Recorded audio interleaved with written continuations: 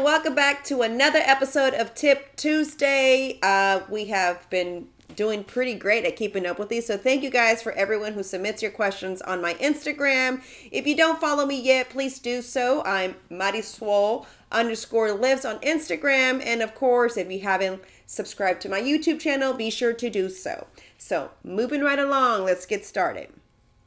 Today's questions are going to just kind of be about different topics. It's not going to be just one in particular. I know that I sent a toll. Well, I didn't send a toll. I actually had a toll going on. A poll. What is going on? Jesus. I did a poll on my Instagram story where I asked if you guys would like to see beauty tips and so forth. We had about a 95% that said yes. So we will make one. It'll probably be for Thursday's episode, just so that it doesn't go into the Tip Tuesday. So here we go. What kind of workout clothing do you recommend? Like brands in leggings and shoes. So I use all type of leggings, to be honest with you. My favorite, of course, I'm going to say are Lululemon, but those are pricey. So what I do to keep that rolling is whenever I want a new pair, I actually will sell an old pair on Poshmark so that it doesn't make me feel guilty for buying a new pair when I go to the store. However, Forever 21 actually has some really cute workout clothes, and it's super reasonable, and no, they're not see-through. So if you're on a budget, Forever 21. If you have the money to spend, I definitely recommend Lululemon. As far as tennis shoes are concerned, I also don't have a favorite because most of the time I honestly wear tennis shoes that match my outfits, and they just run from Nike to Adidas, and that's about it. So it's either one of those two that I wear. Do you wear tape and extensions? And if so, how do you like them? Yes, I do. I absolutely love them. They add a lot of fullness to my hair. And it's super important that you find someone that actually puts them in correctly, because if not, you'll have these tape-ins showing, and you don't want anyone to see those when you are actually wearing them in a ponytail or half ponytail, or even with your hair down. Sometimes people, if they're not put in right, you can see them. So I'll actually put my person who does my extensions in the bio so that you guys can check it out and reach out to her if you're interested. Have you heard about Beachbody programs, and what's your opinion about them? I actually have not. I really don't know what they entail or what they're about, so no tip there. Is fruit part of your diet? I'm doing keto, and sometimes I wish I could eat it. Actually, fruit is part of my diet. I get watermelon as one of my snacks at the end of the night of my menu, and it's great. I don't really know how keto works, but I know you don't get to have any fruit whatsoever. I'm not against keto, and I'm not for keto because I've never tried it, so I can't say it works, but I'll be honest with you. If you're not really enjoying keto and it's going to make you not stay on your focus to your whatever your weight loss journey is, I would suggest that you find an alternative so that you can have foods that you enjoy. So if you're looking for a nutritionist that maybe could help you better in finding things that you enjoy eating so that they can be in your everyday food, then I would suggest maybe you reach out to a nutritionist, and I can also refer you to my nutritionist. Her Instagram is @pose4you on Instagram. So follow her, reach out to her if you're interested in changing from, keto to actually eating regular food that can be on your everyday menu. So again, it's @pose4 and you. I need exercise motivation. What do you do? I'm actually pretty self-starter. I don't really require much motivation. One of the tips that I like to give people is really you have to set realistic goals. You can't say you want to lose 50 pounds in 2 months, because it's not going to happen. So my suggestion to you is write down your goals, put them maybe on your fridge where you're reminded of them daily as you go to the fridge, in case you're going to eat a snack that you're not supposed to eat. At least you have those goals there to remind you what you're trying to accomplish. I would say by starting off with just saying you want to lose 5 pounds. 5 pounds in a month, set really low numbers so that when you achieve them and go above and beyond, then it's not like, oh, great, I did a good job. And if you don't get to the 50 pounds that you set this high bar to, it's okay because you got 5 down, then you go 5 more and so forth. So just kind of set your goals reasonably. Don't go over the top, and don't, you'll end up getting frustrated and you end up like stopping either exercising or eating right. So I would suggest you actually just set some goals, put them on your fridge, and be reminded of them every day. What is the name of the vitamins you recommend? Okay, so there's 2 vitamins that I actually enjoy, and I'm actually going to bring them here for you guys. So I'm a big fan of New Chapter vitamins. Okay, these are the female. And then my husband likes to have the Garden of Life, which is also another great brand. Both of these can be found either at a Whole Foods near you, HEB, depending on what type of HEB is in your area, may or may not carry them. So why do I like them? Well, for one, they're vitamins that you can take on an empty stomach, so you don't have to actually eat them or take them with food.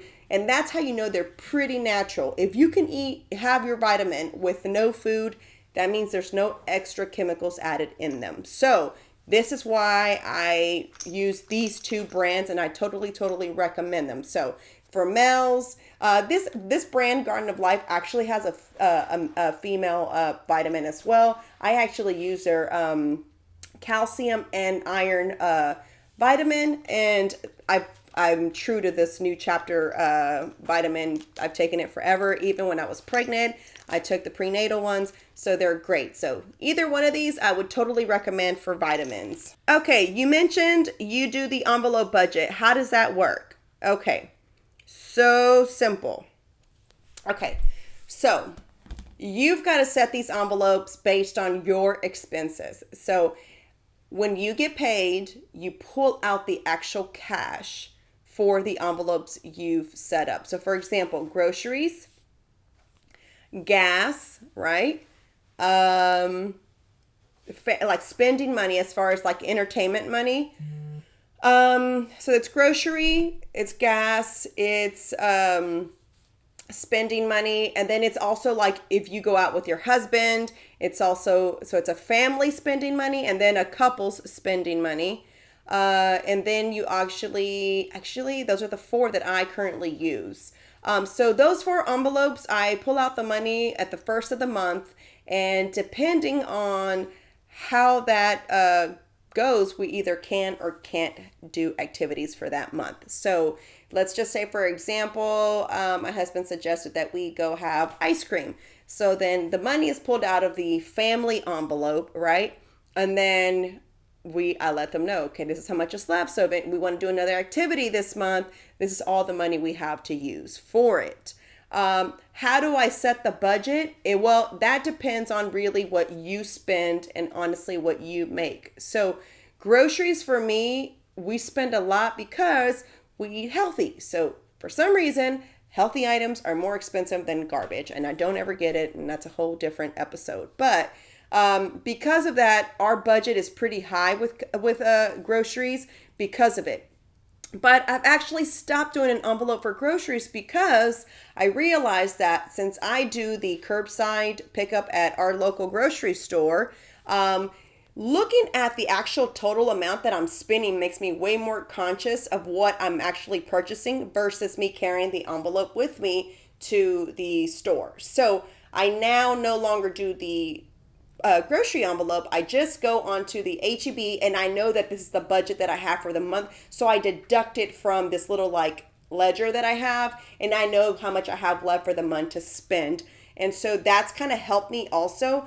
I know that fee is like $4.95, which actually has to come out of that budget, but it's so worth it if you live a busy lifestyle. So that's kind of how I work that. And then that also helps you, like when your kids want something and they're really asking for it, you let them know, well, that's going to have to come out of the family budget. So do you really want to spend that money? Sure. Okay, great. We're going to spend it. And now we have this amount left for that budget. So that's kind of the pretty much the summary of how you use those envelopes.